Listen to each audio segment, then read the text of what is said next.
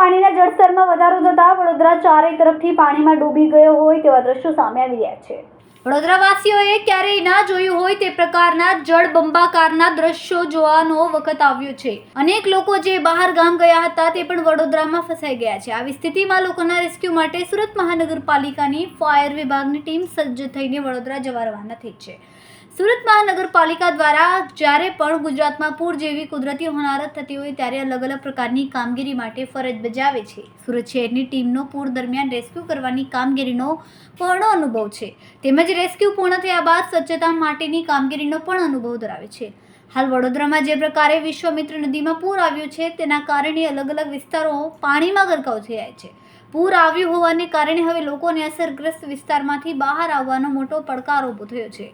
Surat fire વિભાગ દ્વારા 4 ફાયરના ઓફિસરો સાથે 20 ફાયરમેનોની ટીમને રવાના કરવામાં આવી છે। ખૂબ જ ટૂંકા સમયમાં માતૃભૂમિ ન્યૂઝ ઓટીટી પ્લેટફોર્મ અને મેગા સિટીમાં કેબલ નેટવર્ક સાથે જોડાઈ જશે, તો જોતા રહો માતૃભૂમિ ન્યૂઝ। हाँ, Ishwar Patel incharge deputy chief fire officer Surat महानगरपालिका।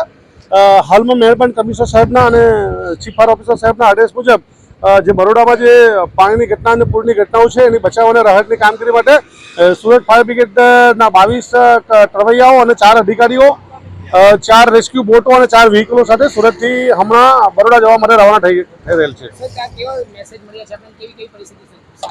હાલમાં છે વિશ્વામિત્રી નદી જે સુરત બરોડાની અંદર જે પસાર થાય છે તેની અંદર ક્રિટિકલ પરિસ્થિતિ છે, પાણીનો વેર વધારે છે અને ઘણા બધા ઇલાકાઓમાં જે પાણી ભરાઈ ગયા છે ત્યાંથી ઘણા બધા માણસો શિફ્ટિંગ કરી અને બચાવવાની કામગીરી કરવાની છે। એની સાથે સાથે ઘણા બધા સરકારી અધિકારીઓના પર મેસેજ છે એટલે એ લોકોની પણ બચાવ કામગીરી કરવાની છે। હાલમાં છે ને સુરતની 4 ટીમ ત્યાં જઈ રહી છે।